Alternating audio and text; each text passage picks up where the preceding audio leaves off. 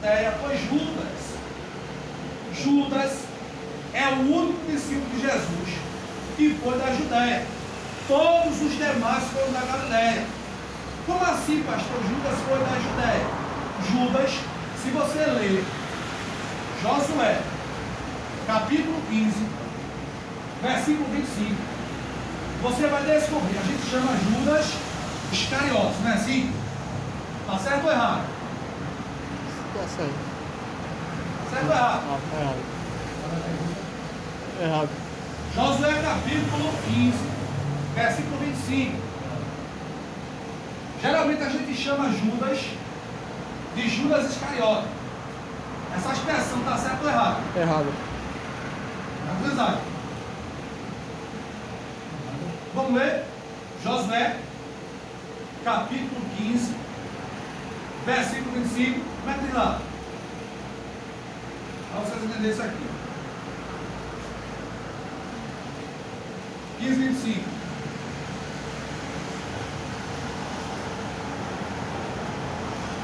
Você viu, né?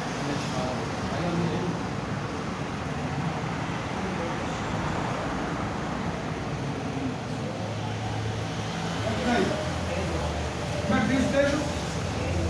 Quiriote. Então veja só. Quiriote era uma cidade que pertencia à tribo de Judá. Justamente. Então vamos lá.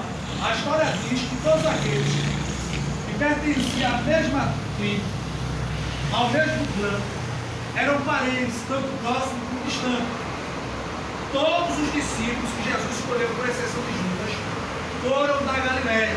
Judas é o único que foi da Judéia. Nós chamamos Judas Iscariote, na realidade seria Judas de Quiriote. Quiriote era uma cidade que pertencia à tribo de Judá. Logo, Judas é um parente distante de Jesus. Por quê? Tanto Judas como Jesus, eles pertencem à mesma tribo.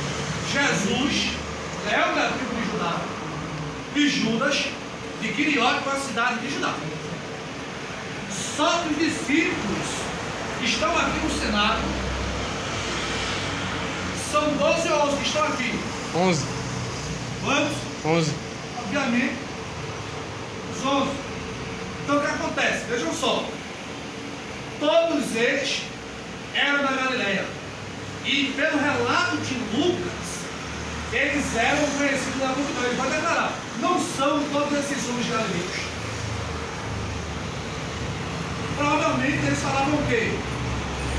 O grego, o hebraico, provavelmente o aramaico era uma língua que estava restrita ao sistema litúrgico, que era falado no tempo ou como é a sinagoga judaica, e o latim, que era a língua do Império Romano. Só que existiam ali pessoas de várias etnias, pessoas da Capadócia, de Roma, Pacos, Helenitas, adjacentes, várias pessoas de várias etnias.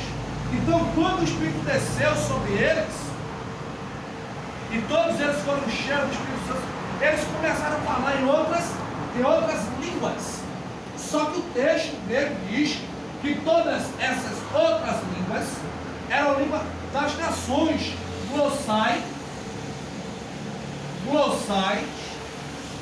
etnos e dialectoi. Como assim, me explica, professor? Vou explicar. Vamos supor, vou dar um exemplo aqui para você entender melhor. Vamos supor que a gente divide aqui o grupo das pessoas. Vamos supor que 5 pessoas dessa aí estão aqui no Brasil, certo? Mas vieram de outros continentes. Ok? Ninguém conhece o português.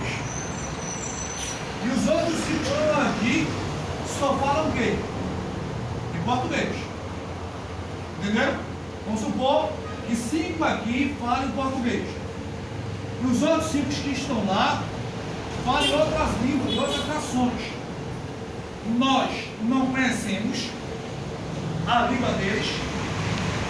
Eles aqui não conhecem a nossa língua. Ok? Aí vamos lá. Se o Espírito Santo desce sobre a gente aqui, que fala a língua portuguesa, e se a gente começa, por causa de Pedro, começa a falar de Jesus em português, eles que não descem para poder vão entender? Não. Vamos ou não? Não vão. Ou vão? Não. Então o Espírito Santo desceu, vou dar essa para você entender. Então o Espírito Santo desceu, foram vistos línguas repartidas como de fogo que é causado descer sobre eles. Vamos supor que um rapaz ali, que é americano, ele fala inglês.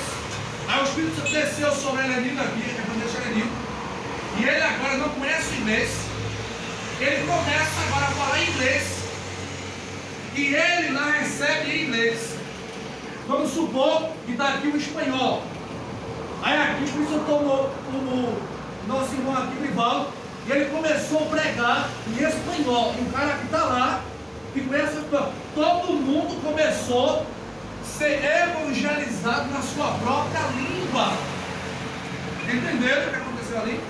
É por isso que o texto diz: não são esses homens galileus? Como estamos ouvindo eles falar na nossa própria língua que nascemos? Entendeu? Eles recebem a palavra de Deus, que desce sobre os 120 que ali estavam, e cada um deles começa a pregar, cheio do Espírito Santo e ousadia, acerca de Jesus, na língua de povos que ali estavam, e eles passam a ser evangelizados.